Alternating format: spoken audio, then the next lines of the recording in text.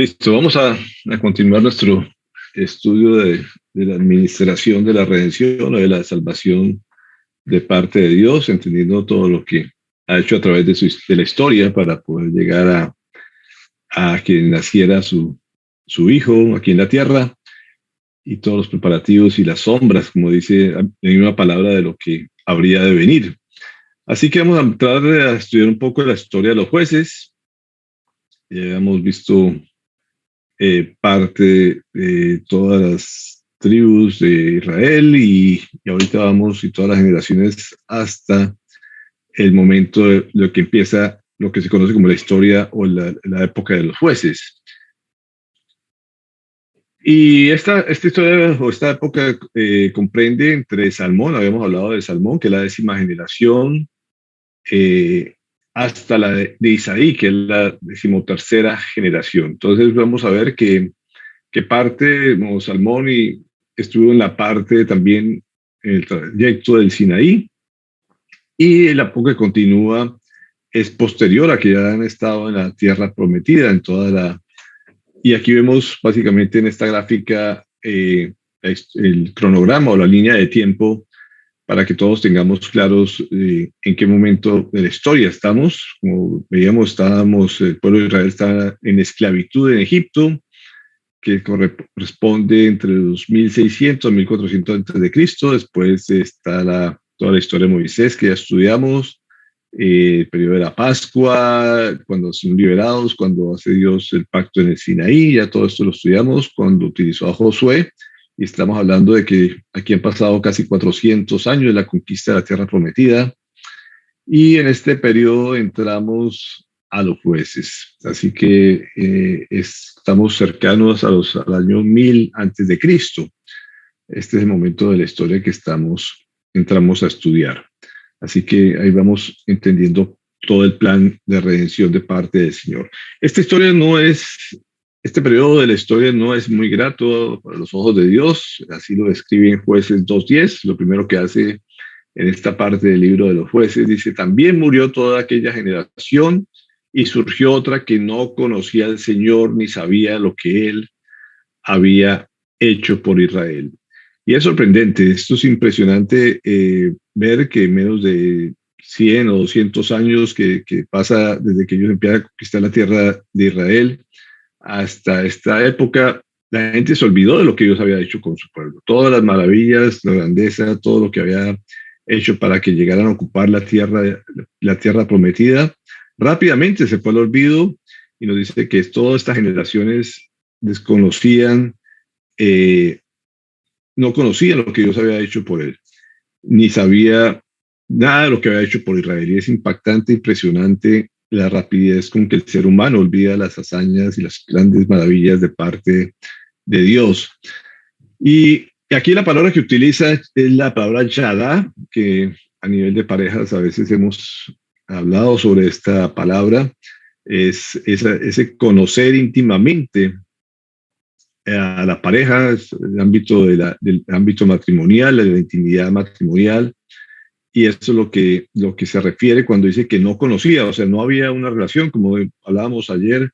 Una cosa es oír del Señor y otra cosa es andar como Él y vivir como Él, y eso es lo que hace en la vida matrimonial. Es como que a uno le presenten una persona y simplemente la saluda y nos vemos, pero otra cosa es esa intimidad que uno puede tener con su pareja, y a eso es lo que se refiere la palabra ya. O sea, que estas personas simplemente decían: hemos oído de Dios, nos han comentado por ahí, pero no había ese conocimiento íntimo ni esa relación de comunión con el Señor. Esa es la palabra que utiliza en este pasaje de la Biblia, en este versículo.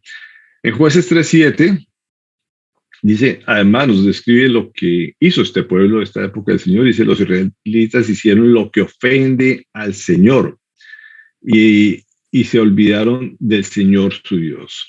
Así que vemos aquí que este pueblo simplemente utiliza otra palabra, que es la palabra shekeah.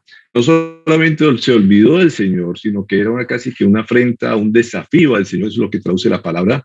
O sea, desafiaron al Señor, como diciéndole: no me importa lo que tú digas, lo que pienses, yo hago lo que a mí se me dé la gana, y voy a hacer, no importa los mandamientos que hayas dejado a los antepasados, eso ya es cosa del pasado, ahora te desafío y, y me olvido de lo que tú has ordenado.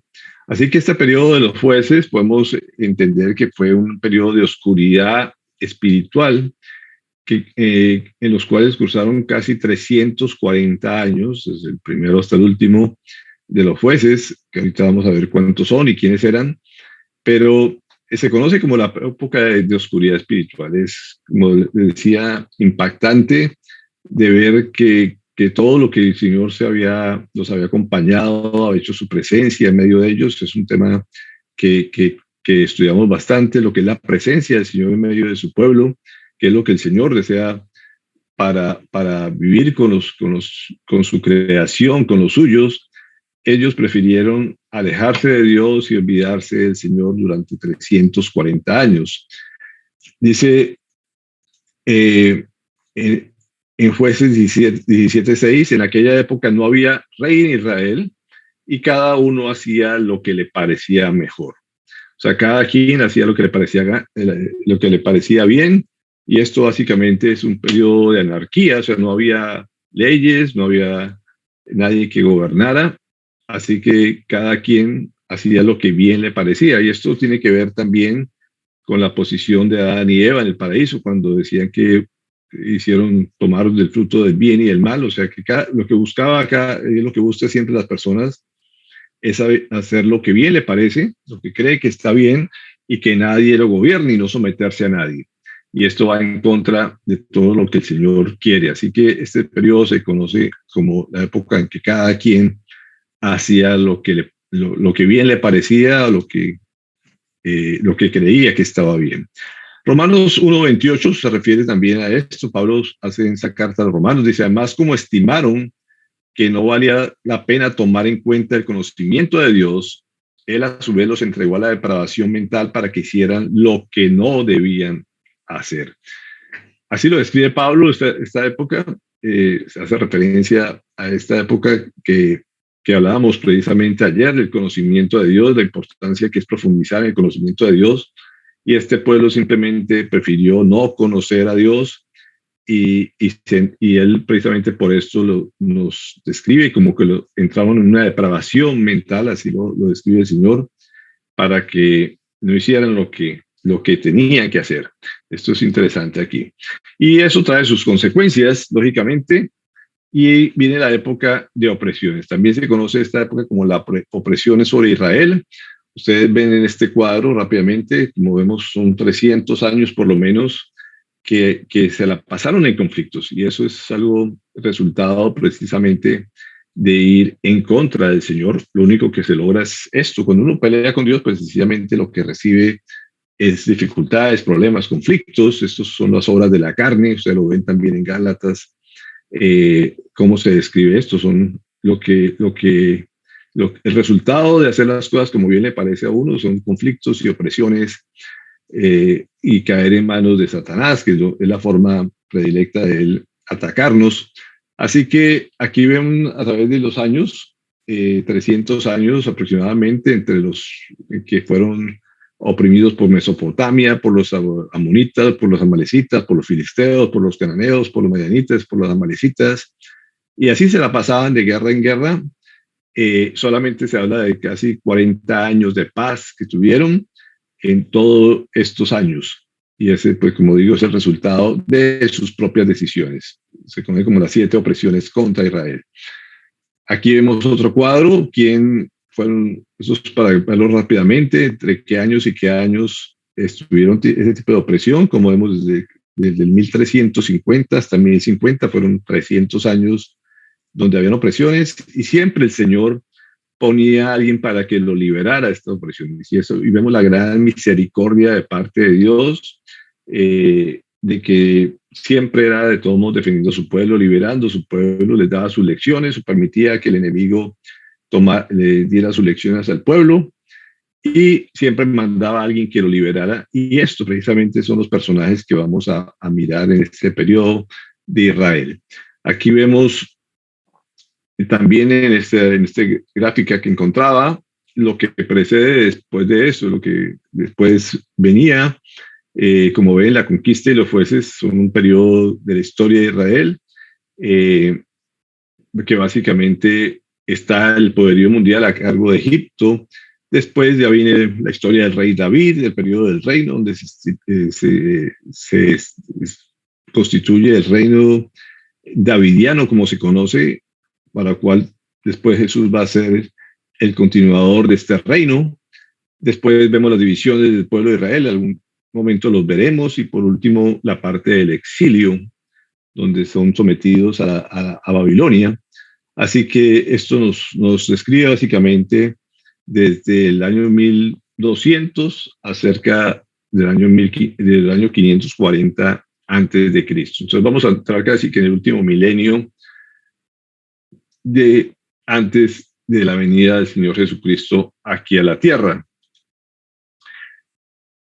Y aquí en todo este periodo nos dicen Jueces 2:16, dice, entonces el Señor hizo surgir caudillos o jueces, dice otra versión, que los libraron del poder de esos invasores, pero tampoco escucharon a esos jueces, a esos caudillos, sino que se prostituyeron al entregarse a otros dioses y adorarlos.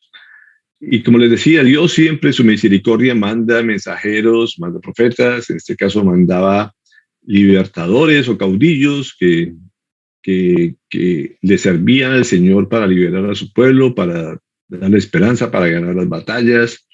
Dios siempre era de todos modos protegiendo a su pueblo, a pesar de que ellos no querían saber nada de él y querían olvidarse de parte del Señor, pero el Señor no se olvida de los suyos independientemente de sus decisiones o de sus obras, sino que siempre muestra su gran amor hacia los suyos y hacia los que él ha creado y de lo que él ha escogido, como él había escogido al pueblo de Israel para ser suyos.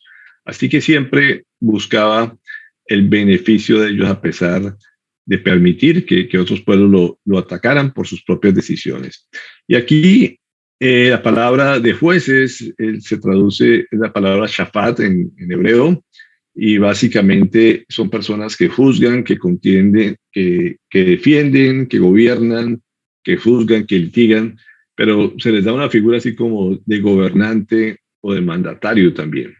Así que esa es la palabra de shafat, que es lo que traduce como jueces o caudillos.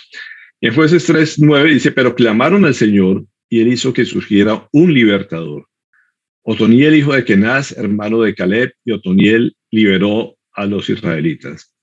Y esto creo que es la constante en todo este estudio que vamos a hacer, es que cuando la gente está en peligro, cuando la gente ve una amenaza, cuando la gente ve que está dominado por el enemigo, siempre ahí se le acaba lo ateo a las personas y buscan clamar a Dios, y en este caso clamaron al Señor, y el Señor, como les decía, en su misericordia les manda un caudillo. En este caso habla de Otoniel, pero así fue la constante durante estos 340 años. Así que cada vez que venían problemas, venían amenazas, rogaban al Señor, el Señor respondía con alguien, les enviaba un libertador. En Jueces 8:23 nos dice, mas Gedeón respondió, no seré señor sobre vosotros, ni mi hijo os señoreará. Jehová señoreará sobre vosotros. Y vemos una característica también de estos hombres de Dios, y que debe ser hasta la fecha de hoy, es no darse los méritos a uno propio. Los falsos profetas, los falsos maestros siempre buscan los elogios para sí mismos, quieren sobresalir. El Señor precisamente busca gente que reconozca que la obra es del Señor, que simplemente son instrumentos de parte de Dios. Y aquí vemos cómo Gedeón reconocía que el poder y el señorío era de nuestro Dios, y que no era por su fuerza, por su capacidad, sino que solamente eran instrumentos de Dios. Y Dios hizo cosas enormes a través de estos jueces, y a través de todos los profetas siempre ha escogido gente común y corriente. Ahorita vamos a profundizar sobre el tema. Y algo característico que siempre a través de toda la historia también ha prevalecido, y la presencia del Espíritu Santo, el que al final hace la obra, es el Espíritu Santo. Dice, el Espíritu del Señor vino sobre Otoniel, y así Otoniel se convirtió en caudillo de Israel y salió a la guerra. Así que vemos el Espíritu Santo en un papel protagónico en este periodo de la historia también. A veces la gente piensa que el Espíritu Santo solamente obraba después de Pentecostés, pero el Espíritu Santo siempre ha obrado desde la creación del mundo. Y aquí es una característica. Los hombres del Señor funcionan bajo el poderío, bajo la influencia del Espíritu Santo, el que da el poder y es el que da la victoria también. Así que vemos aquí cómo el Espíritu del Señor obró sobre Otoniel y ni Otoniel no es el guerrillero ni el narcotraficante, sino un hombre de Dios que estaba dispuesto a servirle a él y que fue simplemente instrumento de parte del Señor. Y después nos dice que en Jueces 3:15 los israelitas volvieron a clamar al Señor y el Señor les levantó un libertador. Entonces les decía que cada vez que hay problemas, cada vez que hay dificultades, cada vez que un enemigo se acercaba, la gente se rendía, clamaba al Señor y el Señor siempre respondía. Esa es la constante, es el círculo vicioso que vamos a ver durante todo este periodo de los jueces. En total fueron 12 jueces.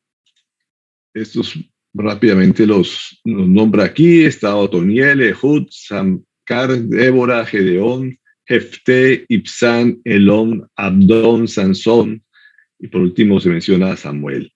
Así que estos también se dividen, algunas personas lo dividen entre jueces mayores, entre los cuales aparece Otoniel, Ahod, Débora, Gedeón, Jefté y Sansón, pero no porque fueran más importantes unos que otros, sino porque la Biblia describe mayores obras o mayores acciones en las que estuvieron involucrados, y los otros jueces menores que apenas se nombran en pocos ocasiones o en pocos eventos son Sangar, Tolá, Jair, Ibsán, Elón y Abdón.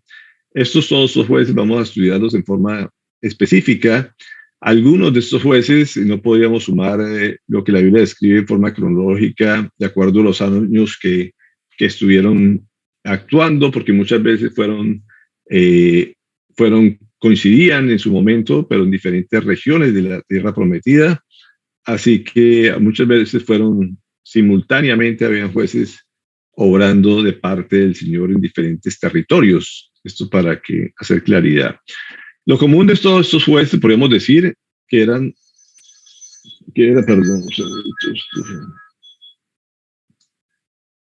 estos jueces eran gente ordinaria y común, con defectos como todos nosotros, y es algo también característico de parte de Dios. Dios siempre ha escogido gente del común y corriente para que nadie se lleve la honra. Toda la obra es del Señor, simplemente somos todas las personas instrumentos y a cualquiera de nosotros los puede utilizar como Él quiera. Y con los jueces o los libertadores o estos caudillos no es la excepción. Así que vamos a mirar algunas características de algunos de estos jueces para que demos una idea. En Jueces 3:15 nos dice que Ahod, hijo de Gerá, de la tribu de Benjamín, quien era zurdo. Y no tiene el Señor nada contra los zurdos, simplemente hace referencia a que tenía aparentemente estaba lisiado de su mano derecha, y creo que nadie escogería en términos humanos a alguien que estuviera con problemas en un brazo, una mano para enfrentar una guerra. Era básicamente hombre a hombre. Pero el Señor, fue el personaje que utilizó, que estuviera lisiado de su mano diestra, y por eso hace referencia de que era zurdo. Así que esto ponía en términos humanos mucho más complicado hacer la obra, pero en manos del Señor pues simplemente está asegurada la victoria. Así que nos da una característica de quién era Ahod. En Juez 3:31 nos dice: después de Ahod fue Sangar, hijo de Anat, quien rescató a Israel. En una ocasión mató a 600 filisteos con una quijada de bueyes. Y este hombre básicamente era un granjero, una persona de campo, según lo describen los historiadores y los conocedores, una persona seguramente sin mucha preparación, pero vemos cómo el Señor, a pesar de que una persona sin entrenamiento militar y ni con mucha formación, lo utilizó para con una sola quijada, que era su instrumento seguramente, o cosas que tenía en el campo, una quijada de un buey, mató a 600 filisteos este solo hombre. Así que vemos lo que el Señor puede hacer cuando alguien se somete a sus manos. Así que eso es una de las características. También usó mujeres, en este caso menciona a Débora, la esposa de Lapidot, era una profetisa que en ese tiempo juzgaba a Israel. Así que entre estos jueces también utilizó mujeres. Es algo bien llamativo en esta historia del Señor para que no digan que es solamente machista y que solamente utiliza hombres. Aquí nos muestra que también la gente iba a que fueran juzgadas o utilizara la sabiduría de las mujeres, y esta Débora fue una de esas mujeres que Dios utilizó. Jueces 6:15 nos dice, pero Señor, objetó Gedeón, ¿cómo voy a salvar a Israel? Mi clan es el más débil de las tribus de Manasés y yo soy el más insignificante de mi familia. Y creo que muchas veces se ha hablado de Gedeón, hemos hablado de parte de él, cómo él se consideraba, su autoestima estaba completamente baja, él veía que no había forma que Dios lo utilizara y no quería casi que servir porque se consideraba que era de los menos, era el menor, se puede decir, de los menos. Así que en la parte objetiva de él, en la parte humana, pues no veía cómo el Señor lo podía utilizar, pero esas son las personas que Dios utiliza para demostrar su poderío. Y vemos que no se necesita un linaje especial, un pedigrí, podríamos decir, unos ancestros que uno dijera tienen que ser de cierta raza, de ciertas características para utilizarlo, ni que sus padres hayan tenido un gran historial. Vemos que también utilizó HP, y HP no es un hijo de pastor, como a veces hablamos nosotros, sino verdaderamente HP, como vemos aquí en Jueces 11:1, que dice, Jefté el Galadita era un guerrero valiente, hijo de Galat y de una prostituta. Así es de explícito el Señor, así es de claro el Señor, que también a estos seres humanos que de pronto la sociedad rechaza, que discrimina por sus ancestros, Dios también utilizó a este tipo de personajes para hacer sus proyectos, sus propósitos. Sansón también vemos que no era un hombre muy íntegro en muchas maneras, era bastante pupi, podríamos decir, y que hacía lo que bien le parecía. Sansón nos describe en Jueces 14:1-3, dice, Sansón descendió a Tinat y vio allí a una joven filistea. Cuando él volvió, les dijo a sus padres, he visto en Timat a una joven filistea, pídanla para que sea mi esposa. Pero sus padres le dijeron, ¿acaso no hay ninguna mujer aceptable entre sus parientes o en todo nuestro pueblo que tienes que ir a buscar una esposa entre los filisteos incircuncisos? Sansón le respondió a su padre, pídeme a esa que es la que a mí me gusta. Y vemos aquí la característica de ese gran Sansón que todos hemos escuchado en diferentes ocasiones, que era básicamente un niño caprichoso, un hombre, un muchacho caprichoso que simplemente no le importaba de dónde era la mujer que le gustaba, esa es la que quería para él, simplemente por ese, dejándose llevar por sus deseos. Y no solamente eso, sino que después también se prestó a la corrupción, a las cosas inmorales, como vemos en Jueces 16:1. Nos dice, un día Sansón fue a Gaza donde vio a una prostituta, entonces entró para pasar la noche con ella. Así que como vemos, estos personajes no es que sean muy moralistas, no era que fueran muy obedientes, todo lo contrario, vivían haciendo lo que a Dios no le agradaba, pero a pesar de eso, cuando el Señor quiere utilizar a alguien y mostrar su majestad, su poder, los utiliza a pesar de eso. Así que Sansón fue un ejemplo de estos. Por eso quiero compartirles lo que dice en Isaías 43:1-2. Dice, yo soy el Señor. Fuera de mí no hay ningún otro Salvador. Yo he anunciado, salvado y proclamado. Yo entre ustedes y no un Dios extraño. Ustedes son mis testigos, afirma el Señor, y yo soy su Dios. Básicamente lo que está diciendo es toda la obra depende de Dios, no hay quien pueda echarse un mérito, no hay nadie que pueda autoelogiarse o creer que se merece algo. Dios precisamente muestra su poder a, a través de personas comunes y corrientes, pecadores, de todas las calañas, de todos sus con antepasados dudosos, con antepasados difíciles, y así lo vemos en la misma genealogía de Jesús, que utilizó a personas para que a través de ellos pudiera llegar a enviar el Mesías tan esperado.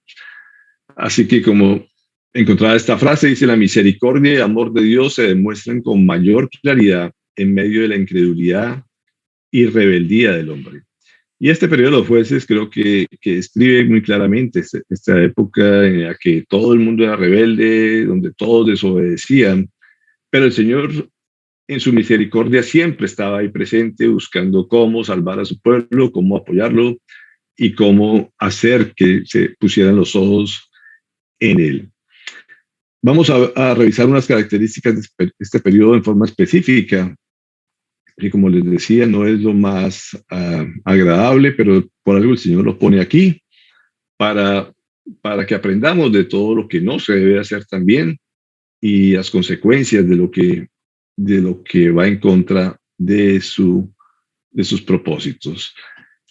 Y una de las características, dice Jueces 2:11, dice, entonces los hijos de Israel hicieron lo malo ante los ojos de Jehová y sirvieron a los Baales. Y ahorita vamos a ver algo de Baal, pero básicamente lo que nos describe es que hacían lo que a Dios no le parecía, lo malo que él había establecido, y más bien escogían otros dioses a quienes servir, básicamente lo que nos está diciendo. Y una de las cosas malas que el Señor precisamente vemos en este periodo y que el Señor les dijo que no podían hacer fue que no podían dejar a alguien con vida en los pueblos que él decía que tenían que ser expulsados de la tierra prometida, y él les dio la orden de que tenían que destruir por completo a los cananeos. Y este es un pasaje que vamos a mirar en Jueces 1:19, básicamente la primera parte de este libro de Jueces. Vemos cómo desobedecieron, es un pasaje largo, no los quiero poner a prueba oftalmológica, pero voy a leérselo rápidamente para que veamos lo que ellos no hicieron, lo que no obedecieron. Dice, Jehová estaba con Judá y se posesionó de la serranía, pero no intentó desposeer a los habitantes del valle porque tenían carros de hierro. Ahí se les dio susto y no lo hicieron. Dieron Hebrón a Caleb, tal como Moisés había hablado, y expulsó de allí a los 3 hijos de Anac. En cambio, los hijos de Benjamín no expulsaron a los jebuseos que habitaban en Jerusalén, y así los jebuseos continúan morando en Jerusalén con los benjaminitas hasta el día de hoy. En cuanto a los de casa de José, ellos también subieron contra Betel y Jehová estuvo con ellos. Y los de la casa de José hicieron una exploración en Betel, ciudad que antiguamente se llamaba Luz. Y los espías vieron a un hombre que salía de la ciudad y le dijeron, muéstranos ahora la entrada de la ciudad y haremos contigo misericordia. Y él les mostró la entrada de la ciudad y la hirieron a filo de espada, pero dejaron libre a aquel hombre con toda su familia. Y el hombre fue a tierra de los heteos y edificó una ciudad que llamó Luz, que es su nombre hasta hoy. Pero Manasés no desposeyó a los de Bet-Sean, ni a los de sus aldeas, ni a los de Tanac, y a sus aldeas ni a los habitantes de Dor, y a sus aldeas ni a los habitantes de Ibleán, y a sus aldeas ni a los habitantes de Megiddo, y a sus aldeas, sino que los cananeos persistieron en habitar en aquella tierra. Sin embargo, cuando Israel cobró fuerza, hizo tributario al cananeo, pero no quiso expulsarlo del todo. Efraín tampoco quiso expulsar al cananeo que habitaba en Geser, sino que el cananeo habitó en medio de ellos en Geser. Tampoco Zabulón quiso expulsar a los que habitaban en Quitrón, ni a los que habitaban en Nahalol, sino que el cananeo habitó en medio de ellos y vino a ser tributario. Tampoco Aser expulsó a los que habitaban en Aco, ni a los que habitaban en Sidón, en Alab, en Asip, en Elba, en Afec y en Redot. Así que Aser habitó en medio del cananeo y habitaba en la tierra, porque no quiso expulsarlos. Neftalí tampoco quiso expulsar a los que habitaban en Bet-Semes, ni a los que habitaban en Bet-Anat. sino que habitó en medio del cananeo que habitaba en la tierra, aunque los moradores de Bet-Semes y los moradores de Bet-Sanat le fueron tributarios. Y los amorreos estrecharon a los hijos de Dan hacia la montaña y no los dejaron bajar al valle. Y el amorreo persistió en habitar en el monte Eres, en Ajalón, en Salbín, pero la mano de la casa de José se agravó sobre ellos y llegaron a ser tributarios. Y la frontera del amorreo se extendía desde la subida de Aclavín y desde Sela hacia arriba. ¿Por qué les leo todo esto? Porque aquí la Biblia nos menciona precisamente que todas las tribus de Israel, a pesar de haber tenido instrucciones claras de que tenían que deshabitar a los pueblos que estaban en ese momento en posesión de ella, no lo hicieron. Por temor, por creer que era conveniente, por misericordia, por diferentes motivos, cada uno tenía una razón aparentemente lógica para ellos, pero iba en contra de la voluntad de Dios y desobedecieron a Dios. Y con Dios no podemos hacer ni las cosas a medias, ni ir en contra de Él, porque eso trae sus consecuencias para siempre. Y Dios fue muy claro, muy explícito desde Deuteronomio, cuando les dio las instrucciones de llevarlos a estar en la tierra prometida, cuando les dijo, pero de las ciudades de estos pueblos de que Jehová tu Dios te da por herencia, no dejarás con vida a ninguna persona. Consagrarás el exterminio al Eteo, al Amorreo, al Cananeo, al Fereceo, al Ebeo y al Jebuseo, como Jehová tu Dios te ha mandado, a fin de que no os enseñen a imitar todas las abominaciones que cometen en honor de sus dioses, y así pequéis contra Jehová vuestro Dios. Dios da instrucciones claras, precisas, y no puede ponerse uno a dudar de ellas ni a buscar el por qué. Muchas veces nos preguntamos, pero ¿por qué Dios iba a hacer que mataran a toda esta gente si ellos no estaban buscando pleito, ellos estaban ahí en esa tierra? Podemos pensar en muchos argumentos para justificar nuestras obras, pero el Señor cuando nos da una instrucción quiere que la obedezcamos en forma total. Y aquí vemos esa gran lección. Había una razón para ello. Él decía precisamente, ustedes es muy fácil que van a caer en idolatría y estos pueblos en vez de aprender de ustedes van a aprender de ellos. Por eso dio la orden que tenían que exterminarlos, de sacarlos de ese territorio. Y ellos fueron complacientes con estos pueblos y ahí vienen las consecuencias fatales para ellos después. En Josué 23:13 nos dice, tengan por cierto que el Señor su Dios no expulsará entre ustedes a esas naciones. Por el contrario, ellas serán como red y trampa contra ustedes, como látigos en sus espaldas y espinas en sus ojos, hasta que ustedes desaparezcan de esta buena tierra que el Señor su Dios les ha entregado. Y uno ve aquí el cumplimiento de la palabra. Y algo que les dice, no es una cosa que el Señor vaya a hacer. El Señor podía haberlos desaparecido, mandar una peste, de mil maneras podría haberlos sacado de ese territorio, pero esa obra la tenían que hacer ellos. Y desafortunadamente no obedecieron y se cumplió lo que el Señor les había dicho. Ellos iban a hacer trampa, iban a hacer red, iban a hacer aflicción para ellos hasta el punto de que ellos iban a terminar perdiendo la tierra prometida y por eso, como vimos en los cuadros anteriores, iban a terminar en el exilio, iban a perder todo lo que el Señor les había prometido. Y cuántas cosas nosotros desafortunadamente también nos perdemos de las bendiciones de Dios por no ser obedientes a Él, por ser complacientes con las cosas que el Señor manda y hacer lo que a Él no le agrada. Y esto fue lo que al fin sucedió con el pueblo de Israel, como lo confirma en Jueces 2:3, también dice, pues quiero que sepan que no expulsaré de la presencia de ustedes a esta gente, ellos les harán la vida imposible y sus dioses les serán una trampa. Y así sucedió, y estos terminaron precisamente sirviendo a otros dioses.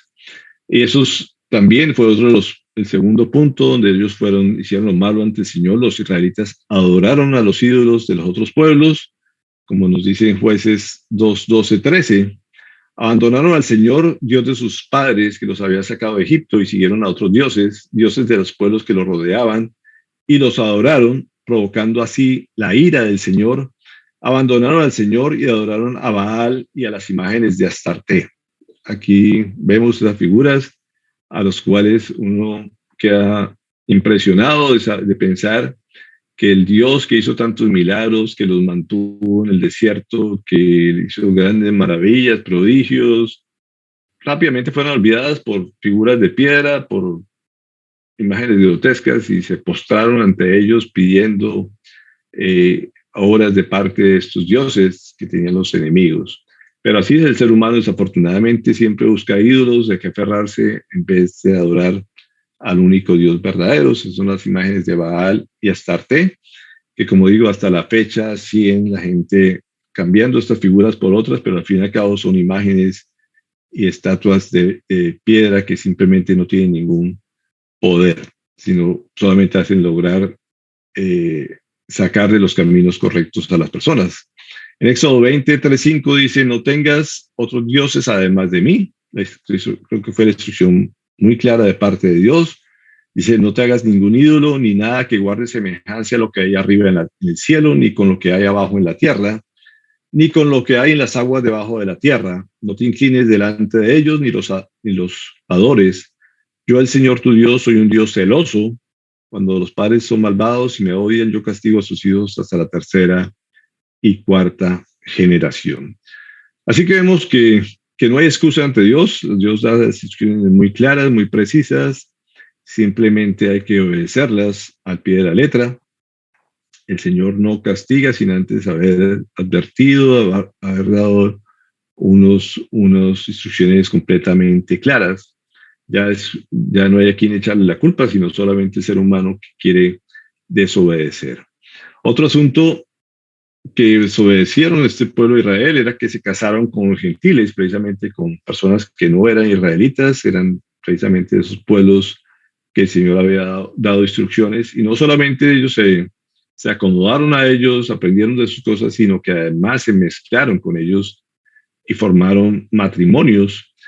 Y esto es algo que el Señor había dado también, una instrucción precisa en cuanto a esto, que no hubiera ese tipo de mezcla. Dice Deuteronomio 7, 3, 4, dice, tampoco te unirás en matrimonio con ninguna de esas naciones, no darás tus hijas a sus hijos, ni tomarás sus hijas para tus hijos, porque ellas los apartarán del Señor y los harán servir a otros dioses. Entonces la ira del Señor se encenderá contra ti y te destruirá de inmediato. ¿Y qué fue lo que hicieron en este periodo los jueces, el pueblo de Israel? Precisamente lo que no debían hacer. Dice en Jueces 3:6, dice, los israelitas vivían entre cananeos, hititas, amorreos, fereceos, heveos y jeuseos, y se casaron con las hijas de esos pueblos, y a sus propias hijas las casaron con ellos y terminaron adorando a sus dioses. El Señor es muy enfático en eso también, dice que no debemos unirnos en yugo desigual, precisamente para evitar. La gente dice, no, yo lo voy a cambiar, lo voy a transformar, lo voy a traer para aquí, pero lo que al final sucede es que se van del otro lado y terminan los dos alejados del Dios verdadero. Y esto fue también lo que le enojó al Señor. También cometieron pecados inmorales los mismos líderes, el pueblo precisamente que había sido escogido para preservar y dar ejemplo. Vemos cómo se mezclaron, hicieron cosas horrendas, completamente inmorales a los ojos de Dios, como lo describe Levítico 21:13. Dice, la mujer que tome por esposa debe ser virgen, no debe casarse con una viuda, ni con una divorciada, ni con una prostituta. Debe casarse con una virgen de su mismo pueblo, para que no profane su descendencia entre su pueblo. Yo soy el Señor que lo santifica. Y esto es una instrucción que le dio a la tribu de Leví, que eran los sacerdotes, las personas que tenían que mantenerse santos, puros, para ser ejemplo para su pueblo, tenían que conservar la palabra, tenían que estar velando para que la gente cumpliera los mandamientos del Señor. Y fíjense cómo los mismos personas encargadas de esto cometieron actos abominables a los ojos del Señor, como lo describe en Jueces 19:1. Dice, en la época que no había rey en Israel, un levita que vivía en una zona remota de la región montañosa de Efraín, tomó como concubina a una mujer de Belén de Judá. Entonces vemos aquí los propios dirigentes, las personas de ejemplo, cometiendo actos desobedientes ante Dios. Y esta época precisamente se describe como que, dice, todo el que veía esto decía, nunca se ha visto ni se ha hecho semejante cosa desde el día que los israelitas salieron de la tierra de Egipto. Piensen en esto, considérenlo y díganos qué hacer. Era desesperante ver esto y es una de las épocas donde se ve mayor degradación del ser humano. Esta concubina que estuvo con este levita, él la ofreció precisamente al pueblo para que tuvieran relaciones toda la noche con ellas hasta que la mataron básicamente, y él termina descuartizando a esta mujer y llevando sus pedazos a través de todas las tribus. Y estas son cosas que uno cada vez que las lee se produce horror o terror de ver hasta dónde llegó la degradación humana de los mismos sacerdotes, de los mismos levitas, que eran los que tenían que preservar la palabra del Señor. Sí que así se conoce como que nunca se había visto cosa alguna, ni siquiera en Sodoma y Gomorra, muchos describen esto, y por eso hasta Oseas también hace mención de que se ha llegado al colmo de la corrupción, como en los días de Gibea, que era básicamente esa concubina, pero dice, pero Dios se acordará de sus perversidades y los castigará por sus pecados. Así que hasta dónde llega esta depravación, hasta dónde llega la degradación de esta época, fue una época completamente desastrosa, espiritualmente hablando, donde la gente se olvidó de Dios a la manera de vivir peor que animales. Así que vemos lo que ellos cometieron y las consecuencias de esto.